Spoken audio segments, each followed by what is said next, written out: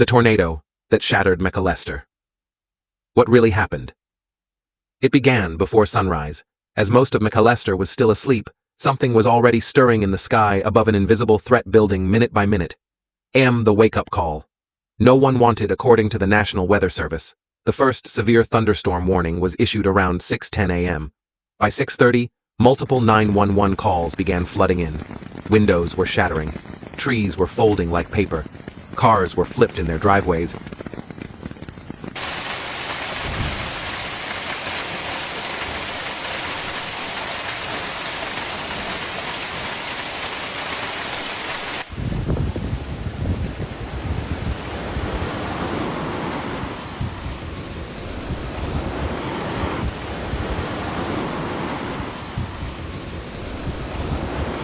Photos and videos from the scene revealed horrifying destruction.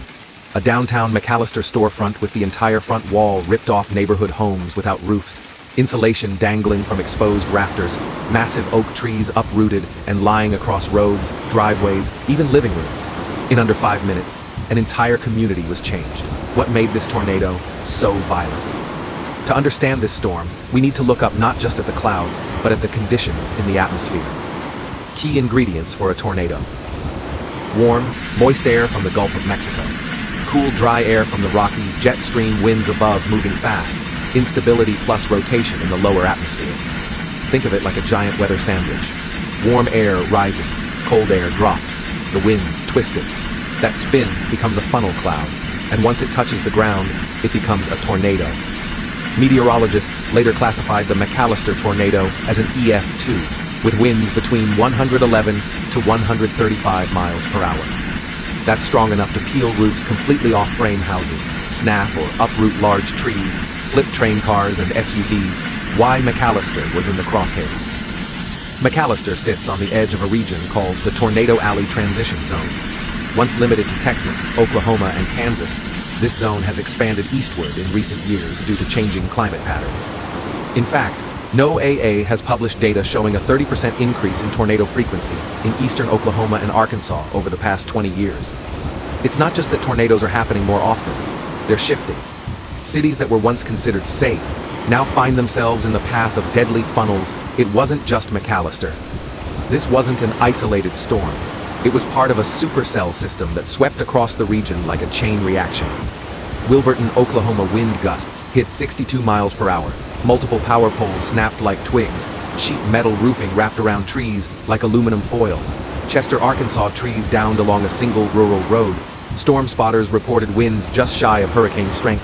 Van Buren, Arkansas. Still recovering from a tornado the day before, cleanup crews forced to halt as another round of storms moved in. This is what meteorologists call a compound event, when one disaster is followed so quickly by another that there's no time to recover in between. The hidden danger: flash floods. While the tornado took the spotlight, another danger crept in behind it: flash flooding. The storm system produced a training effect, where multiple storm cells follow the same path. In just a few hours, rainfall totals hit inches in Fort Smith. Inches near northern Mississippi roads turned into rivers, trapping vehicles, cutting off emergency access. Flooding is often overlooked, but it kills more people annually in the U.S. than tornadoes do. Cities still in danger. The Storm Prediction Center issued a Level 3 of 5 warning for Little Rock, Memphis, Atlanta, and a Level 4 alert was issued for Oklahoma City and Dallas-Fort Worth for the following day. Threats included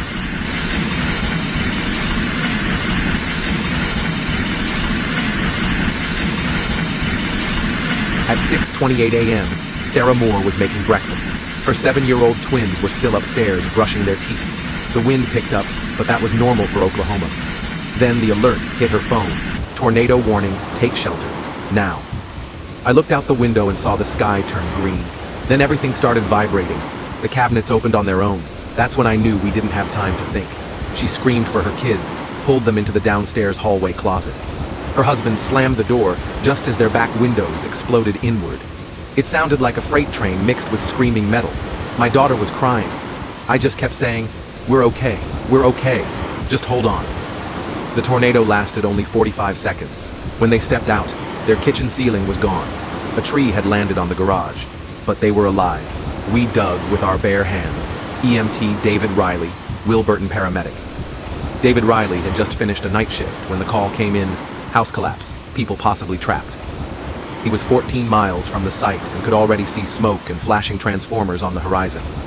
We arrived to what looked like a war zone. Power lines down, water spraying from a broken main, but the worst part was the silence. You don't want silence. It means someone can't scream for help. Emergency crews didn't reach him for 3 hours. When they did, Daisy had kept Horton warm with her body heat. She saved me more than I saved her. We didn't have a basement. We had a bathtub. In Chester, Arkansas, 22-year-old college student Maria Evans was alone in a rental duplex. No basement, no storm shelter, just one reinforced bathroom. The psychology of survival. According to a 2022 study from the University of Missouri, the biggest factor in tornado survival isn't just shelter access, it's mental preparedness. People who had rehearsed emergency plans were 70% more likely to make the right decision in crisis.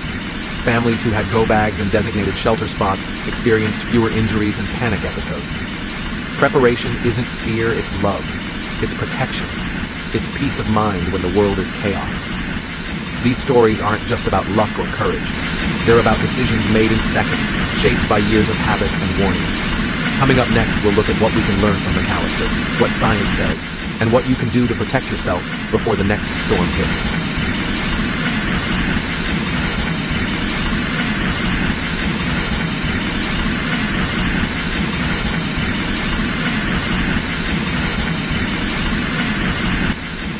What we gained, the power of community. But amidst the destruction, something else was revealed, the incredible resilience of the human spirit. Let's look at a few moments that defined McAllister's strength. Neighbors pulling strangers from rubble. A retired firefighter going door to door, barefoot, checking on the elderly. A church opening its basement to 40 people and becoming a shelter for 3 days. The storm lasted minutes, but the kindness lasted days. Tornadoes are no longer rare events that only strike Tornado Alley. They are more frequent, more intense, more unpredictable. And they're happening in places without basements, without warning systems, and without the luxury of saying, this won't happen here. Whether you live in Oklahoma, Georgia, Ohio, or New York, you are part of the weather story now. Storms don't care about your zip code, but your preparation does. Call to action. Be ready, be kind, be informed. Let's make this personal. Right now, ask yourself, do I have a shelter plan? Does my family know what to do if the power goes out? Can I get weather alerts at 2 a.m.? If not, fix that today, not tomorrow, not someday. Because the people of McAllister didn't have a choice. But you do. Bigger picture. We're all connected. Disasters often make us feel small, but they can also make us feel united. Here's what we've learned. The weather is changing. Our communities are vulnerable, but our compassion is stronger than any storm. Every time we rebuild, we're not just fixing walls, we're rebuilding trust, hope, and each other. See you in the next video.